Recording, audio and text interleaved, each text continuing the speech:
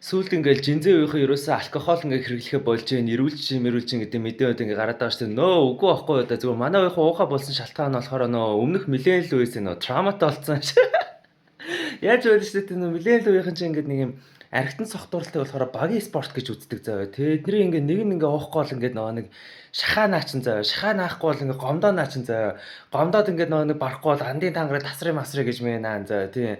Скол ингээ нөгөө нэг чиний амьдралтаа хийжсэн хамгийн нэг юм болч бүтэхгүй ингээ нөгөө нэг шитэд шүү дээ. Тэрийг нь ил болгон ингээ сүрдүүлээ нааччаа заяа.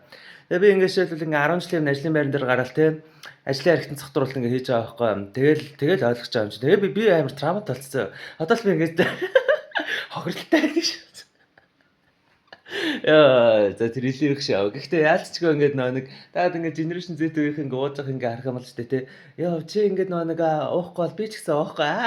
Шээс тэгснэ мэлээ ялахаар тий. Нэг нь ингээд уухгүй арга шууд нээлгээ буул идэ наачиж байгаа байхгүй. Тэгснэ ингээд нэг ах байдэн штэ нэг хэсэг Facebook-ээр нэг вайрлаж штэ. Би 3 талантаар угаад би тасрахгүй би зүр шүү алхаа авчин гэж байл.